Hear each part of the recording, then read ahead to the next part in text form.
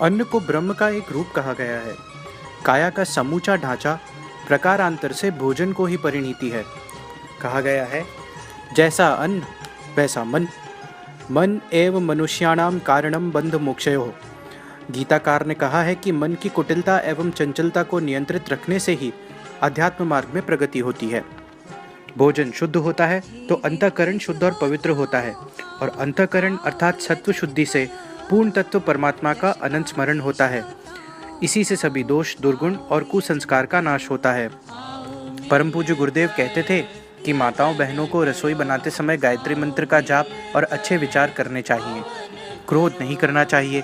केवल छूने से ही भोजन पर वैयक्तिक विकृत असर नहीं पड़ता, वरन पास बैठने वालों से भी वो प्रभावित होता है, क्योंकि भोजन मनुष्य की प्रिय वस्तु है और एक व्यक्ति दूसरे की थाली पर विशेष दिलचस्पी के साथ दृष्टि डालता है तो उस पर निश्चित उसका असर होता है। कोई दुखी या तिरस्कृत होकर भोजन देता है तो खाने वाला दुखी हो जाता है। गीताकार ने यह भी कहा है कि यज्ञ में बचा हुआ अर्थात यज्ञाविष्ट भोजन करने वाला सज्जन पाप कर्मों से मुक्त हो जाता है। यज्ञ में अनेकों वस्तुएं इकट्ठी करनी पड़ती है, खर्च भी होता है और समय भी लगता है। इसीलिए हमारे ऋषियों ने एक सुगम और सरल बलिवैश्व परंपरा चलाई है, जो एक छोटे से यज्ञ संस्कार की महान धरोहर है। इस यज्ञ को वेद, उपनिषद, शास्त्र, पुराण, गीता, संत, महंत, ध्यानी, ज्ञानी, योगी, तपस्वी, साधक और भक्तजन बलिवैश्व यज्ञ कहते हैं। पूर्ण शब्द बलिवैश्व देव है। हमारे ऋषियों ने इसमें 3 शब्दों को समाविष्ट किया है। बलि, वैश्व, देव। इनका अर्थात इस प्रकार होता है: बलि अर्थात बलिदान, त्याग, उपहार, भेंट, अनुदान। वैश्व समस्त विश्व के जड़ चेतन के लिए, देव अर्थात देवताओं के लिए, दिव्य प्रयोजनों के लिए।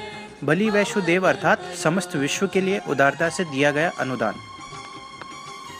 परम पूज्य गुरुदेव ने कहा है कि दैनिक उपासना में अकेला गायत्री जप ही पर्याप्त नहीं है, जबकि सार्थकता हेतु अग्निहोत्र भी साथ चलना चाहिए। बलि वैश्व यज्ञ अग्निहोत्र का ही एक प्रकार है। बलि वैश्व की उपलब्धि और महत्व तो अनन्य है, परंतु विधि विधान अति सरल है। अपने देवताओं और इष्ट देव को भोजन कराने के भाव से शुद्ध और पवित्र भोजन बनाना चाहिए।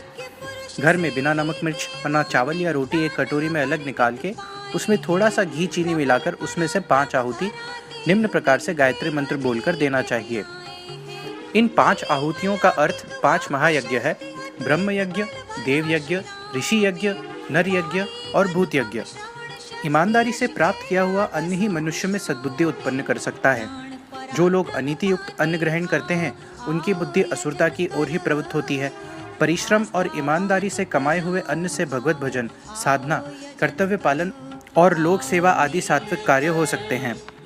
बलिवैश्व का स्वरूप छोटा है पर प्रेरणाएं बहुत बड़ी हैं।